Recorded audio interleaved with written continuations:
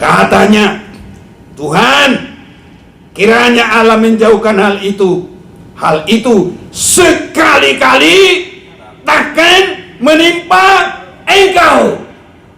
Itu artinya jangan rombak, jangan bangun dalam 3 hari. Bertahan hal yang lama.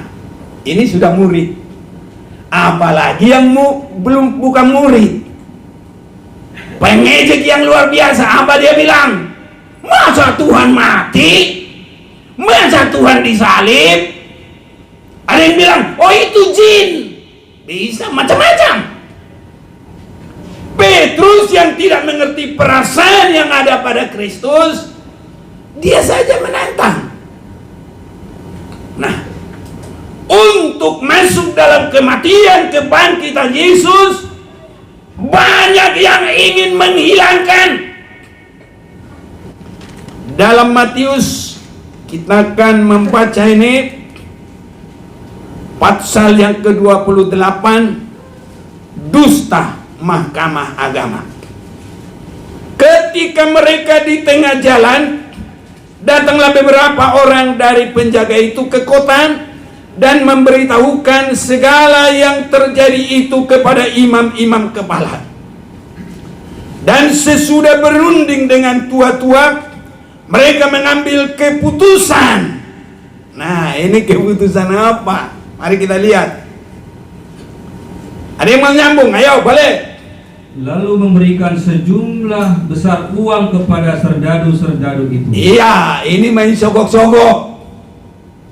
Makanya di gereja-gereja kan jangan main sogok-sogok. Sogok supaya bisa di tempat yang basah. Ada yang begitu. Kasih uang supaya dia dipilih. Hati-hati. Itu praktek setan. Bukan praktek yang baik. Bukan praktek kehendak Tuhan. Main sogok-sogok. Gereja juga main duit. Saudara-saudaraku, tidak baik. Kita biarlah benar, saudaraku. Amen. Ya atas ya, tidak atas tidak.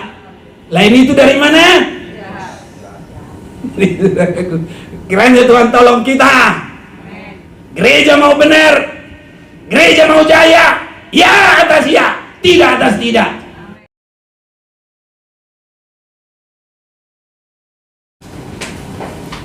Salam saudara kekasih semua dalam nama Tuhan. Shalom. Baik yang ada di sini, yang ada di rumah, yang ada di mana saja pun, sampai sejauh mungkin sekarang oleh teknologi jauh dekat sama, hanya kalau jauh tidak boleh bersentuhan, tapi kalau dekat boleh bersentuhan. Tapi yang dekat pun harus prokes. Ada salam jarak, salam corona, saudaraku, biarpun berdekatan. Jadi yang berjauhan juga Tuhan memberkati. Dimanapun saudara-saudaraku, kalau ada sekarang yang di Amerika, puji Tuhan, yang ada di Jepang, ada yang di mana-mana, Tuhan Yesus memberkati. Kita akan melanjutkan.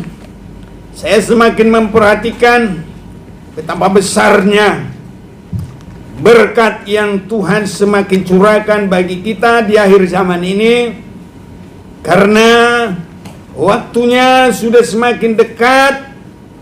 Allah juga ingin menuntaskan semua pekerjaannya dan mencurahkan segala berkat-berkatnya. Namun iblis semakin berusaha untuk menghalanginya. Tetapi semuanya itu, ya saudara-saudaraku, dalam Tuhan tidak ada yang mustahil.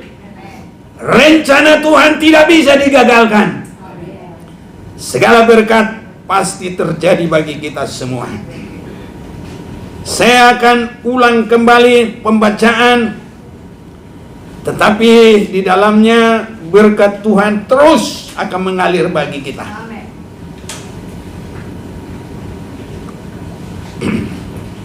Yohanes pasal yang kedua. mulai 19. Jawab Yesus kepada mereka, rombak bait Allah ini, dan dalam 3 hari aku akan mendirikannya kembali. Saudara-saudaraku, kita lanjut satu lagi, ayat yang ke-21. Tetapi yang dimaksudnya dengan bait Allah adalah ialah tubuhnya sendiri. Saudara-saudaraku, saya lihat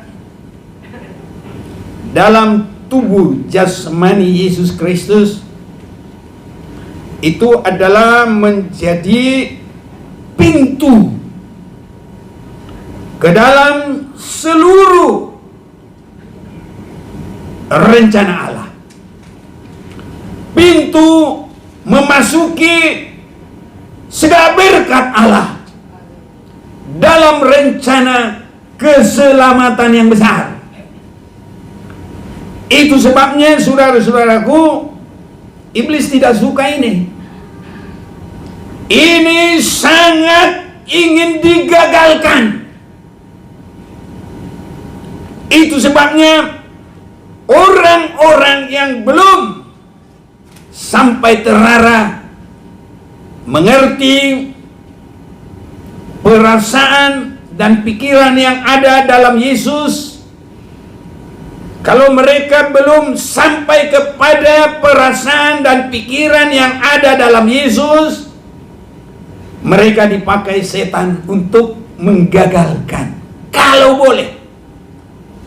Tapi apapun yang terjadi, tetap pemenangnya adalah Tuhan sendiri. Amen. Itu sebabnya saya lihat berkat sangat besar bagi kita. Saudara-saudaraku, biarpun orang sudah mengikut Yesus, tetapi belum tentu mengerti pikiran dan perasaan yang ada pada Yesus Kristus.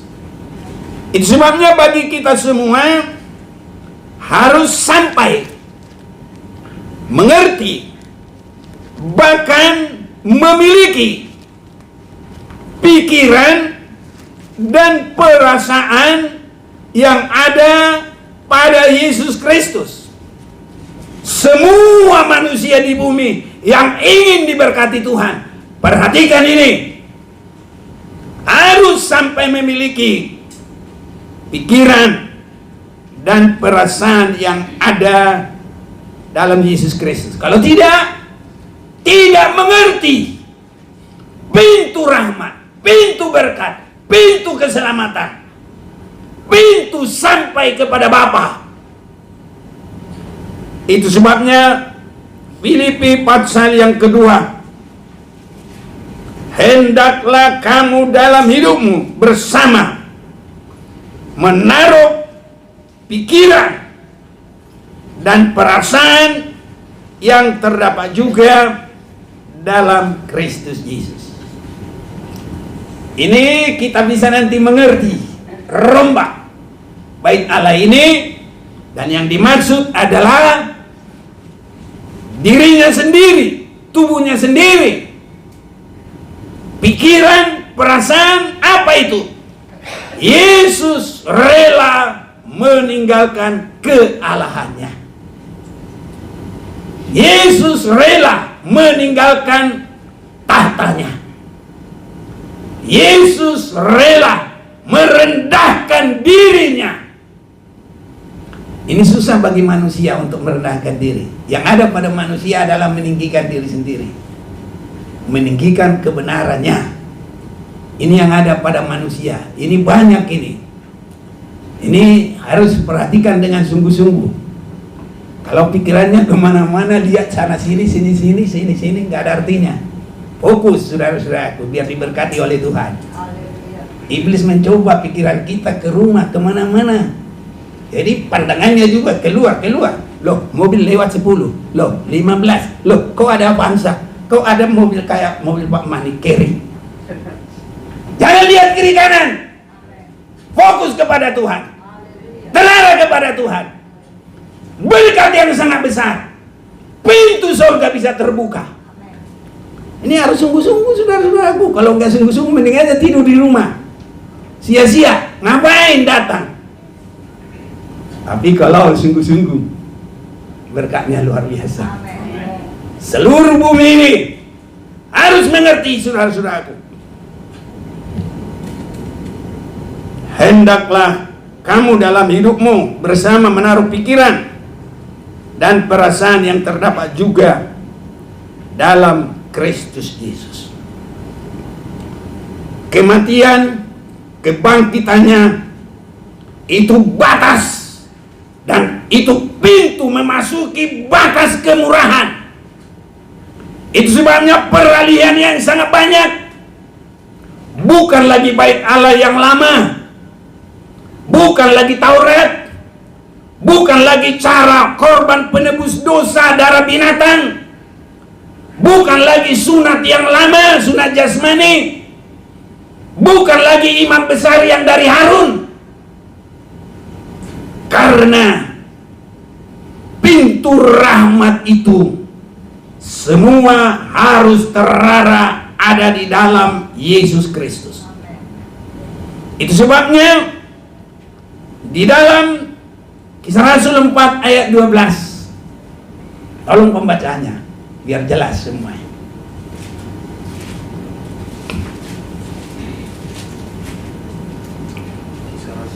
Kisah Rasul 4 ayat yang ke-12. Dan keselamatan tidak ada di dalam siapapun juga selain di dalam Dia, sebab di bawah kolong langit ini tidak ada nama lain yang diberikan kepada manusia yang olehnya kita dapat diselamatkan. Yohanes 14 ayat yang ke-6, tidak ada jalan lain. Silakan.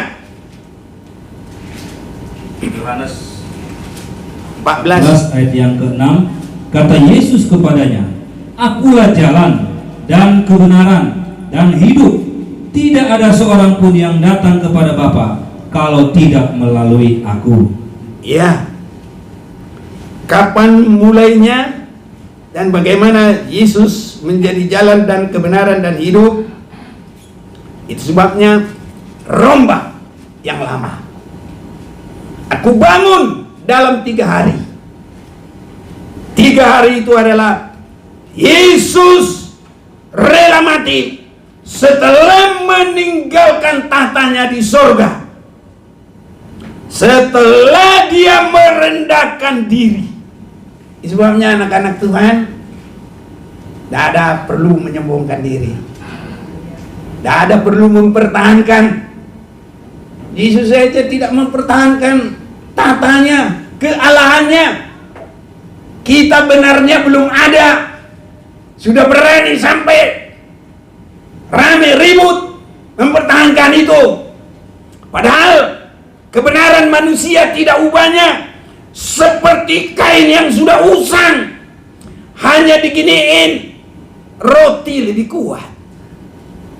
Tapi kalau roti yang sudah dicelupkan, roti mari dicelupkan di teh, yang suka minum teh, kopi atau susu, masukkan begini. Jadi kalau nanti suka masukkan begini, ingat itu firman. Haleluya. Begitu kebenaran manusia. Apa yang mau dipertahankan? Langsung nggak pun dirobek, sudah robek sendiri. Rotinya kan kalau nggak langsung amplop masuk di dalam, dia jatuh sendiri. Sayang, jatuh di lantai. Itulah kebenaran manusia, tidak ada artinya. Jadi biar kebenaran Tuhan yang ada pada kita, pikiran dan perasaan yang ada pada Yesus itu harus ada, baru mengerti. Iya, saudara-saudaraku, lanjut dulu ayat yang ke-6, pembacanya yang bagus. Ayo, Filipi 2 ayat 6. Filipi 2 ayat yang ke-6, demikian firman Tuhan, yang walaupun dalam rupa Allah tidak menganggap kesetaraan dengan Allah itu sebagai milik yang harus dipertahankan. Terus, Melainkan telah mengosongkan dirinya sendiri dan mengambil rupa seorang hamba dan menjadi sama dengan manusia. Dan dalam keadaan sebagai manusia, ia telah merendahkan dirinya dan taat sampai mati, bahkan sampai mati di kayu salib. Itulah sebabnya Allah sangat meninggikan dia dan mengeruniakan kepadanya nama di atas segala nama, supaya dalam nama Yesus bertekuk lutut segala yang ada di langit dan yang ada di atas bumi dan yang ada di bawah bumi, dan segala lidah mengaku Yesus Kristus adalah Tuhan bagi kemuliaan Allah Bapa. ya, haleluya. Ini kalah ini sama Ono. Ini bukan ke saya, malah itu yang kuat. Ini nggak ada apa-apanya. Haleluya. Nah, haleluya. Biar dua-dua ini, biar mantap. Soalnya sekarang ini berkat 2 kali lipat. Haleluya. Nah, saudara-saudaraku, kita sudah dengar Petrus sendiri sudah ikut Yesus, tapi pikiran Yesus itu masih melenceng dalam hidupnya. Makanya kita ini, saudaraku, semakin lama harus semakin mengerti pikiran Kristus. Apa gunanya kita lama jadi orang Kristen kalau pikiran manusia terus? Apalagi nanti kalau pikiran si jahat. Contohnya siapa itu? Iblis. Membunuh, membinasakan, dan di segala waktu dia cari. Ada waktunya dia pengejek, ada waktunya dia pemfitnah, ada waktunya dia pembunuh. Iblis datang mencuri dan membunuh, membinasakan. Tapi Yesus datang untuk memberi hidup yang berkelimpahan. Ini, saudaraku. Jadi kita harus mengerti. Dan kalau kita sudah mengerti, ikutlah jejaknya. Amin. Matius pasal yang ke-16. Kalau Petrus sendiri sudah beberapa waktu mengikut Yesus,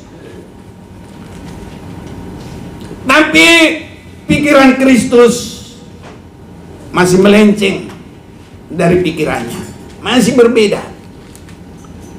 Makanya cara dari Petrus itu Tuhan katakan, "Hei iblis." Nah, jadi manusia juga bisa jadi pikiran iblis dan Tuhan tegur, "Hei iblis." Jadi makanya kita, saudaraku, harus sampai mengerti perasaan dan pikiran yang ada pada Kristus supaya kita kekasih Tuhan.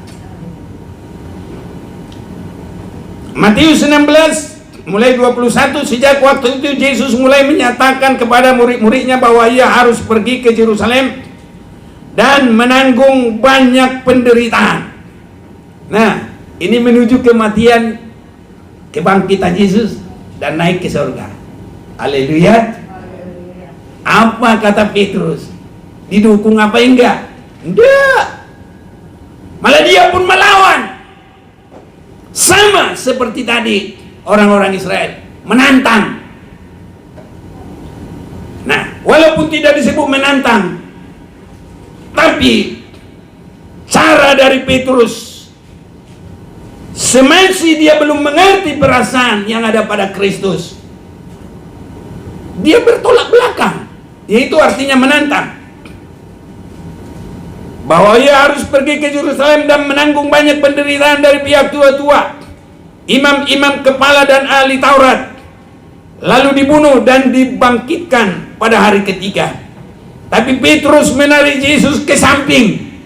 Loh, tadi Yesus sudah bagus di tengah, tarik samping. Saudaraku, saat sekarang banyak yang mengesampingkan Kristus, mengesampingkan Yesus. Caranya bagaimana? Yang lain yang didahulukan. Makanya kita harus sampai berani mendahulukan Yesus. Amin. mengutamakan Dia dalam segala kehidupan kita. Ini Petrus malah ditarik ke samping.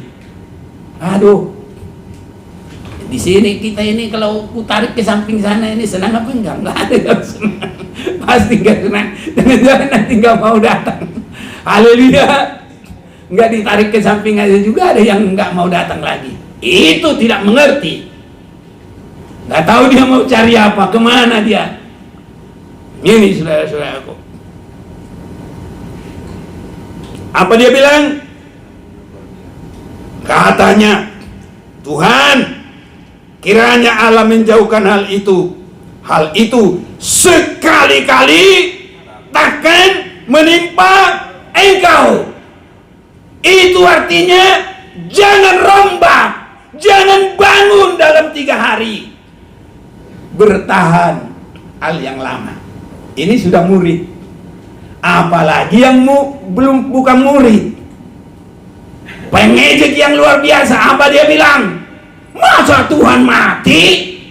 Masa Tuhan disalib? Ada yang bilang, oh itu jin. Bisa macam-macam. Petrus yang tidak mengerti perasaan yang ada pada Kristus, dia saja menantang. Nah, untuk masuk dalam kematian kebangkitan Yesus, banyak yang ingin menghilangkan. Semua sampai para imam-imam semua sepakat. Dalam Matius kita akan membaca ini pasal yang ke-28, dusta mahkamah agama. Ketika mereka di tengah jalan, datanglah beberapa orang dari penjaga itu ke kota dan memberitahukan segala yang terjadi itu kepada imam-imam kepala. Dan sesudah berunding dengan tua-tua, mereka mengambil keputusan. Nah, ini keputusan apa? Mari kita lihat. Ada yang mau nyambung? Ayo, balik. Lalu memberikan sejumlah besar uang kepada serdadu-serdadu itu. Iya, ini main sogok-sogok. Makanya di gereja-gereja kan jangan main sogok-sogok. Sogok supaya bisa di tempat yang basah. Ada yang begitu. Kasih uang supaya dia dipilih. Hati-hati. Itu praktek setan. Bukan praktek yang baik. Bukan praktek kehendak Tuhan. Main sogok-sogok. Gereja juga main duit. Saudara-saudaraku, tidak baik. Kita biarlah benar, saudaraku. Amin. Ya atas ya, tidak atas tidak. Lain itu dari mana? Kiranya Tuhan tolong kita.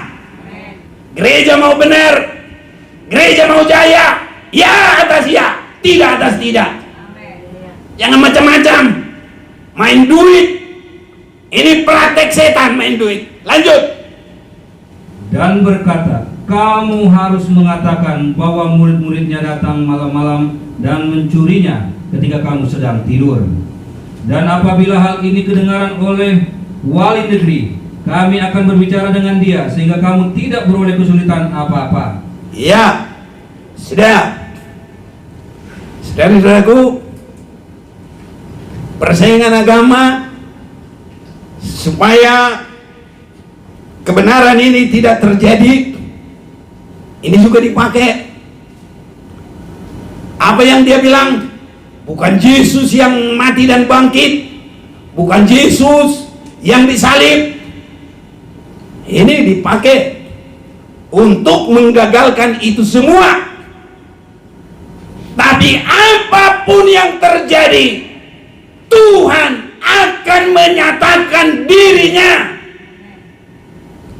Dan ada waktunya. Sesudah dia kerjakan semua pekerjaan itu, semua lidah mengaku, semua lutut bertelut.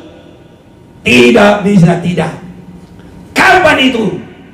Kalau dia datang kembali. Dalam agama yang lain juga diketahui, Yesus atau Isa bin Maryam akan turun ke dunia menjadi hakim yang adil. Siapa sekarang ini yang nantang Yesus? Bila nanti engkau diperhadapkan dalam penghakiman, engkau lihat yang engkau caci itu, apa jawabmu dalam penghakimannya? Tidak bisa tidak. Dia harus turun untuk apa? Menjadi hakim bagi semua manusia.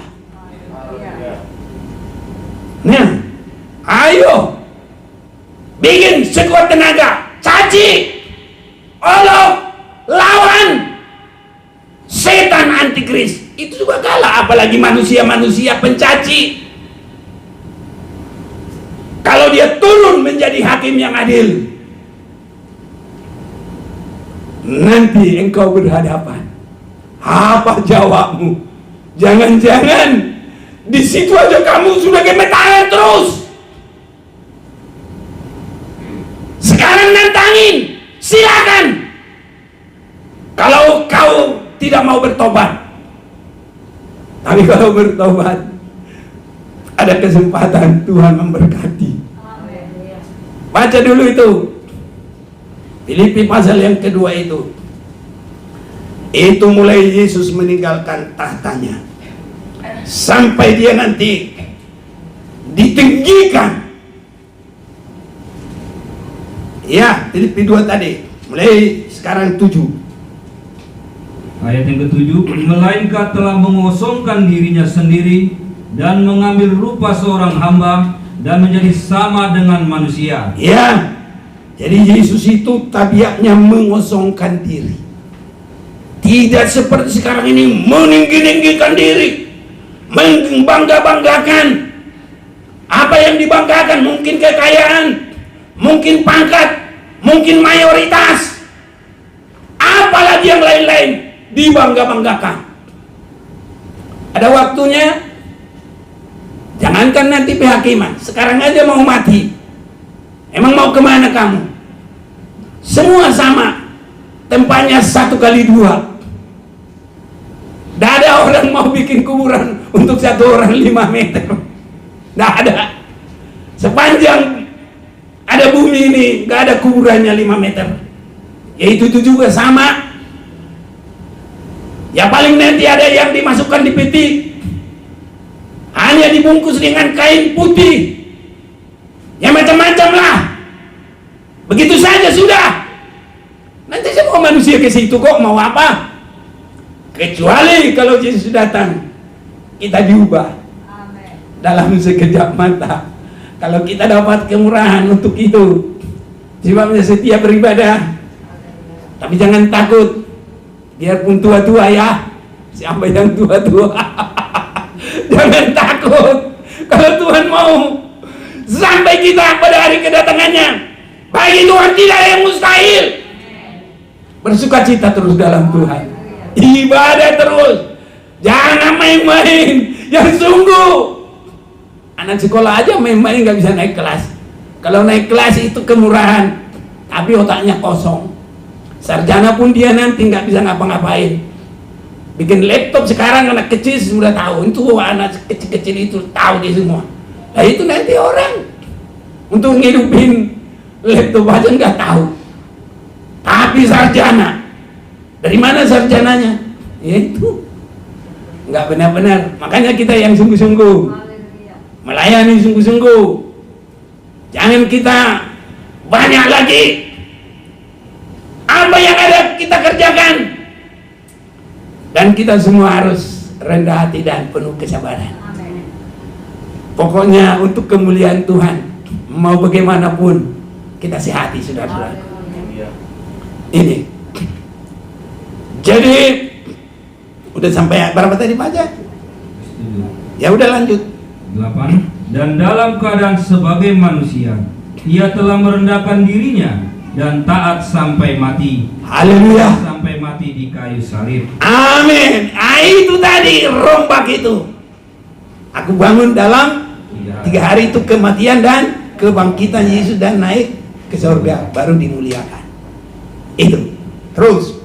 Itulah sebabnya Allah sangat meninggikan dia dan mengaruniakan kepadanya nama di atas segala nama, dan supaya dalam nama Yesus bertekuk lutut segala yang ada di langit. Ya, hati-hati ini. Ada waktunya. Ini gak bisa disangkal. Cepat atau lambat itu terserah Tuhan.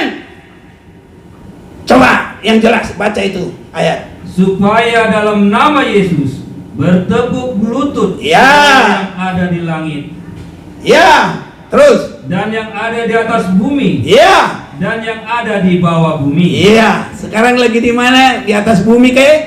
Di bawah bumi ke? Hati-hati. Semua harus berlutut. Pengejek-pengejek. Lihat nanti. Dalam kitab sendiri sudah dibilang nanti akan turun Isa bin Maryam menghakimi semua. Kau masih mau berani ngejek-ngejek? Tapi dia tahu bahwa yang binasa harus binasa. Tapi ada waktunya, harus bertekuk lutut. Haleluya. Nah, kita boleh haleluya kalau untuk kebenaran surga, tapi kalau kebinasaan orang jangan. Amin, jangan. Kalau kebinasaan orang harus kita doakan, jangan ada yang binasa. Jangan ada yang mati, jangan ada yang rugi, jangan ada yang susah. Roh pada Yesus harus ada pada kita, ingin menyelamatkan semua, ingin membangkitkan semua.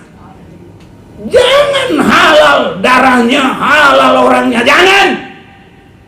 Di dalam Yesus tidak boleh pencuri datang untuk mencuri dan membinasakan. Tapi Yesus datang membawa hidup, kesejukan, damai sejahtera, keindahan, sampai hidup kekal selama-lamanya. Amin. Ah, itu boleh diaminkan. Tapi kalau nanti umpamanya bilang mati kau, jangan ada yang mengaminkan. Tegur saya. Tapi dijauhkan, tidak bakal ada kata begitu. Haleluya. Masuk kau ke neraka. Dah. Seandainya kita tahu harus diam-diam, kita berdoa, Tuhan jangan dia masuk ke neraka, Tuhan jangan dia binasa, apalagi itu kekal selama-lamanya.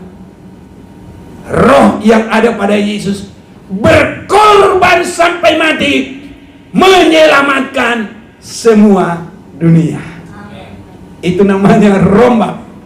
Aku bangun dalam 3 hari, merendahkan diri, tidak menganggap kesetaraannya dengan Allah, tapi dia mengambil rupa manusia dan menjadi hamba melayani sampai mati tersalib supaya menghidupkan dunia.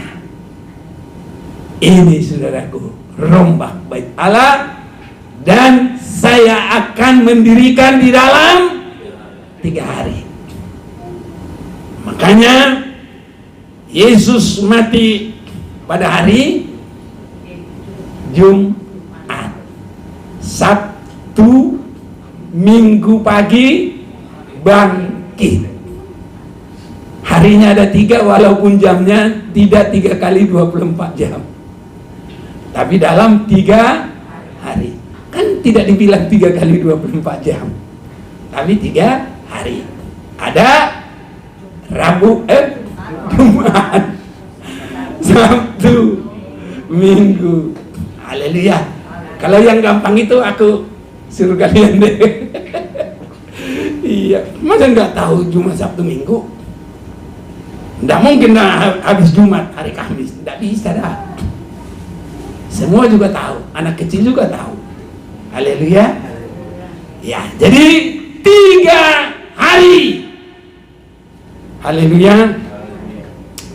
Saudara-saudaraku, jangan kita ini seperti orang lain.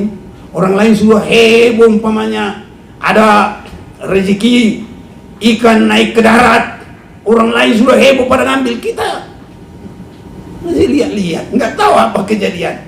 Jangan begitu saudaraku, biasakan fokus. Haleluya. biasakan terarah, ikuti keadaan. Ini akhir zaman. Haleluya. Cepat tanggap. Harus begitu kita ini. Jemaat Maranatha harus begitu. Jangan asal-asal melototin apa. Tapi kalau masih begini, ada roh jahat yang menguasai. Harus mohon minta pelepasan. Ya. Jadi ada orang yang belum bisa fokus, mohon kelepasan. Kalau sekarang tidak rindu sungguh-sungguh kepada Tuhan, jangankan ke surga, nggak bisa. Makanya harus diawali dari sekarang, sungguh-sungguh. Yesus saja sungguh-sungguh meninggalkan tatanya, bukan dipaksa, bukan terpaksa. Orang tidak mengerti. Itulah caranya mengalahkan maut. Membuktikan mengalahkan maut, harus masuk ke dalam maut. Nah ini, dengar ini yang selalu mencaci, kok Tuhannya mati? Kalau mau mengalahkan maut, harus masuk ke dalam maut. Bagaimana masuk ke sana? Tidak dengan paksa, ikuti prosedur. Mati dulu, baru masuk ke dalam maut. Haleluya, amin. Ya ini, kecuali ada orang begini. Saya kadang-kadang lihat orang nggak habis pikir. Ada kesaksiannya banyak. Aku bertemu Yesus di Firdaus, ada yang begitu. Aku baru jalan-jalan ke neraka, ada begitu. Aku baru jalan-jalan ke surga. Ini nggak jujur. Harus ngomong, aku mimpi. Ya kalau mimpi ya benar. Kalau dia jalan-jalan ke surga nggak ada. Siapa itu? Ayo. Tapi begitu orang berkata. Kalau bilang saya sudah mati perasaan, sepertinya aku jalan-jalan di surga. Boleh. Tapi jangan bilang, aku baru dari surga jalan-jalan, aku baru dari neraka jalan-jalan. Dari yang begitu itu, Tuhan tidak pernah biarkan itu. Masa jalan-jalan ke surga? Dia surga aja belum ngerti kayak apa. Dia belum pernah ke situ. Surga juga belum dia tahu kayak apa. Tapi kalau dia bilang mimpi, itu pun surga mana itu nggak ngerti kita, apa surganya Tuhan apa enggak. Sebab surga itu banyak. Surga dunia ada, surga loka ada, surga-surga ada, surga bikin-bikinan ada. Kalau surganya Tuhan tidak gampang, mau masuk mau keluar. Makanya ngomong harus benar. Bilang aku ngimpi, gitu. Aku nggak sadar tapi seperti surga, boleh. Ini orang-orang supaya sensasi, supaya banyak dilihat orang, ditonton orang, bilang begitu. Kesaksian saya baru jalan-jalan dari surga. Oh, ini meringankan Tuhan. Ke surga itu masih harus melalui pengadilan. Harus sampai dicek Tuhan. Orang masuk ke Amerika aja super ketat. Lihat dulu asal-usulnya, lihat namanya. Nggak boleh asal-asal masuk. Nah ini orang sekarang, aku baru dari surga.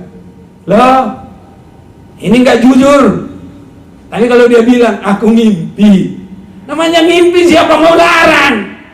Kita mau ngimpi apa juga bisa. Kita mimpi makan kenyang. Tapi kalau sudah bangun, kenyang nggak? Lapar lagi. Kenapa? Dia bukan benar makan. Jadi bagaimana? Mimpi. Kalau begitu jujur. Harus begitu. Aku mimpi, harus begitu. Tidak boleh bilang aku jalan-jalan dari surga. Tidak boleh.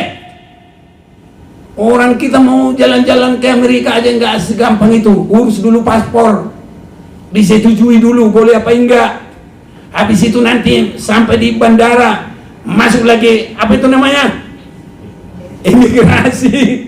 antri lagi, ditanyain lagi, ngapain kamu ke sini? Salah jawab, pulang, nggak boleh masuk. Itu baru di dunia. Ini dia bikin surga itu gampang. Aku baru pulang dari surga, enak aja. Emang surganya itu nggak ada yang jaga, asal-asalan terbuka kayak kita jalan-jalan sini ke hotel. Iya, ini saudara-saudara. Baik, tadi sudah ya berapa? Lanjutkan sampai habis. Dan segala lidah mengaku Yesus Kristus adalah Tuhan bagi kemuliaan Allah Bapa. Iya, itu nanti dalam masanya itu harus terjadi. Dia Tuhan. Banyak orang, oh itu kata si Paulus, dia kan dipimpin roh, dikuasai roh. Waktu dia akan bertobat juga, itu kan Yesus yang pilih. Dan dia kan sudah tiadakan semua hidupnya yang lama. Jadi tidak dipengaruhi apapun. Semua dia hidupnya itu hanya dalam pimpinan Tuhan. Dan diakui Yesus adalah Tuhan.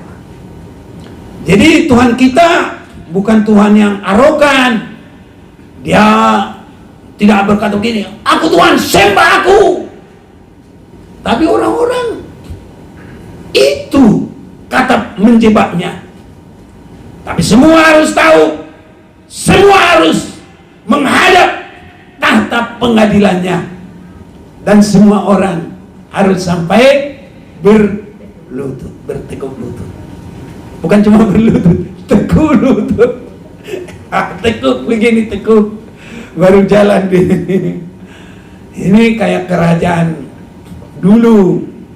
Ah, begitu. Jadi tekuk dulu lutut baru jalan. Itu saudaraku. Semua begitu nanti. Semua harus bertekuk lutut. Dan Yesus adalah Tuhan. Kurang apa lagi? Nah, itu sebabnya sebelum kita lanjut,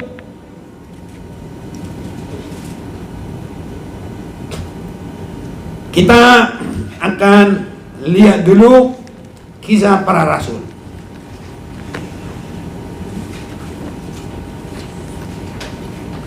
Kisah para rasul pasal yang ke-10.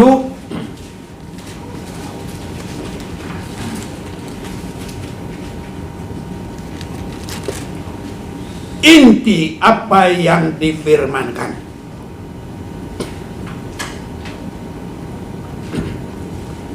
Ayat yang ke-35. Kisah Rasul 10 ayat 35. Setiap orang dari bangsa manapun yang takut akan Dia dan yang mengamalkan kebenaran berkenan kepadanya. Itulah firman yang Ia suruh sampaikan kepada orang-orang Israel, yaitu firman yang memberitakan damai sejahtera oleh Yesus Kristus, yang adalah Tuhan dari semua orang. Oh, semua orang.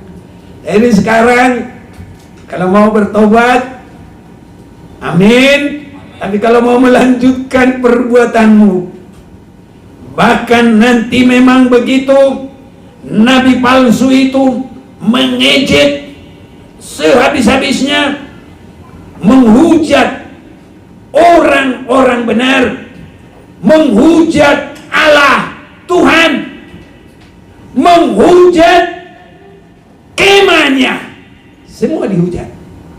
Itu antikristus. Tapi harus dimengerti, itulah rahasia mengalahkan maut, mengalahkan iblis. Untuk menyelesaikan dosa, harus nyata bahwa dosa tidak mengikat dalam maut. Harus nyata bahwa maut tidak memegang dia. Harus nyata bahwa iblis dikalahkan dengan Yesus meninggalkan tahta, merendahkan diri sampai mati tersalib. Itu mengalahkan iblis. Kenapa? Karena iblis dikalahkan tidak pakai perang fisik lagi, tapi iblis yang sombong, iblis yang meninggikan diri, iblis yang menjadi pembunuh, semua lawannya ada pada Yesus. Kalau dia sombong, Yesus rendah hati. Kalau iblis pembunuh, Yesus siap dibunuh sampai mati tersalib. Haleluya. Apalagi semua ada di situ. Iblis itu mencuri, Yesus mengembalikan semuanya, saudaraku. Manusia dikembalikan kepada kemuliaan yang hilang. Haleluya. Dalam Roma pasal yang ketiga ayat 10 dengan 23, semua manusia sudah berbuat dosa dan hilang kemuliaan Allah. Mengapa hilang? Dicuri oleh iblis. Dengan cara bagaimana? Iblis memasukkan sifatnya sombong, mempertahankan diri, membunuh. Ini. Tapi Yesus dengan lawan itu semua. Makanya dalam Yesus tidak ada kekerasan. Dibuktikan sampai disalib, dia tidak membuka mulut. Haleluya. Dia tidak mempertahankan diri. Semoga perasaan itu ada pada kita semua. Kalau itu ada, aman, saudaraku. Belum di surga, sudah seperti di surga. Haleluya. Tapi kalau semua mempertahankan keakuannya, woi, nggak lama saudaraku perang. Kami yang benar, kau yang salah. Aku yang paling pintar, kau yang bodoh. Pokoknya saudaraku, semualah ya. Jadi kita harus ada perasaan yang ada dalam Kristus Yesus. Di dalam 1 Korintus pasal yang ke-15, mari kita lihat 1 Korintus pasal yang ke-15.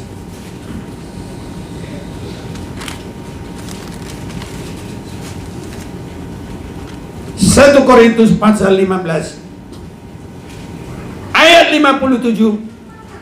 Tetapi syukur kepada Allah yang telah memberikan kepada kita kemenangan oleh Yesus Kristus Tuhan kita. Jadi sudah kita lihat banyak dalam Alkitab, Yesus adalah Tuhan kita. Banyak orang mengatur-atur. Orang dia belum ngerti aja, dia asal ngomong, saudaraku. Nggak perlu. Kita juga nggak boleh menjelekkan orang lain, agama lain. Kita doakan semua diberkati Tuhan. Kita doakan semua masuk surga. Tidak ada yang binasa. Itu juga adalah kehendak Yesus Kristus. Perasaan itu harus ada pada kita, saudaraku. Ya.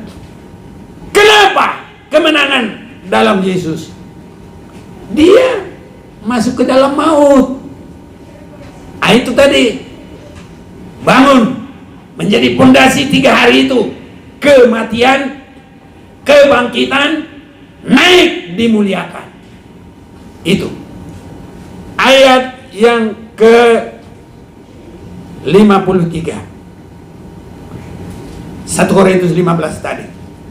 Karena yang dapat binasa ini harus mengenakan yang tidak dapat binasa, dan yang dapat mati ini harus mengenakan yang tidak dapat mati.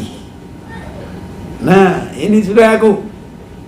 Tapi harus dinyatakan dulu mati, baru nanti ada kemenangan. Kematian, maut tidak bisa pegang. Itu baru nyata. Maut telah ditelan dalam kemenangan. Haleluya. Maut itu ditelan dalam kemenangan. Kemenangan itu apa? Yesus bangkit dari maut. Itu. Nah, kalau kita mengalahkan COVID, biar kena COVID, sehat kembali. COVID nggak apa-apa. Berarti baru kita mengalahkan COVID. Kita nggak mati karena COVID. Tapi udah sempat kena dulu, penciumannya hilang, udah meriang, tak bagaimana. Tapi karena kuasa Tuhan, nggak ngapa-ngapain, sehat. Itu kalah dia. Jadi maut juga begitu, harus masuk dulu ke maut, baru terbukti. Ini saudara-saudaraku. Jadi bukan omdo. Apa itu omdo? Bukan omong kosong, omong doang, kata orang Jakarta.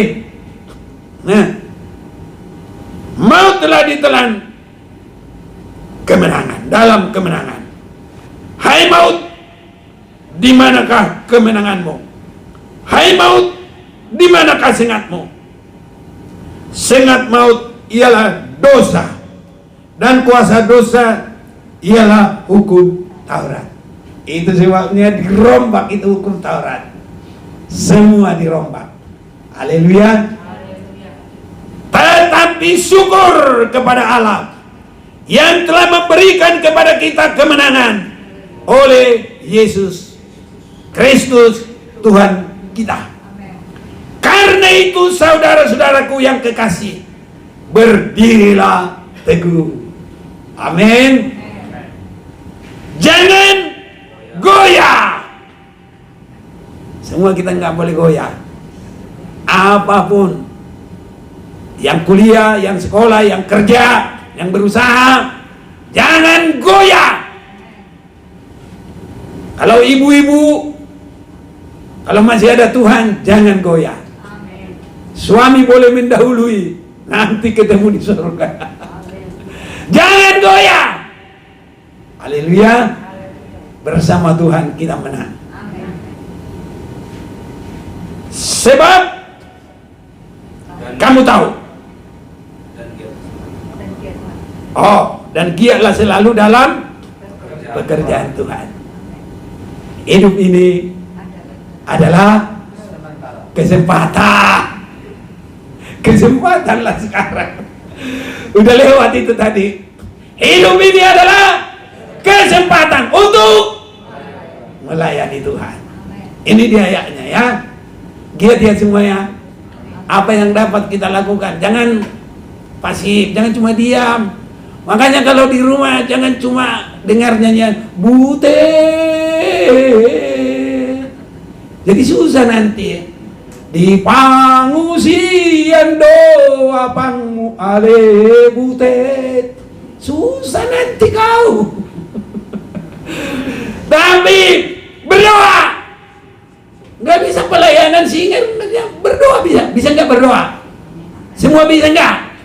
Yang tua bisa, yang muda bisa, anak kecil juga bisa nggak? Ya bisa dong. Jadi berdoa itu pelayanan kita. Doakan semuanya. Yang jahat-jahat itu doakan. Sudah ada yang khusus mendoakan koruptor biar bertobat. Ayo doakan koruptor bertobat. Sudah ada yang enggak? Yang doakan pengejek-pengejek, Tuhannya mati, Tuhannya disalib. Udah ada yang enggak? Doakan.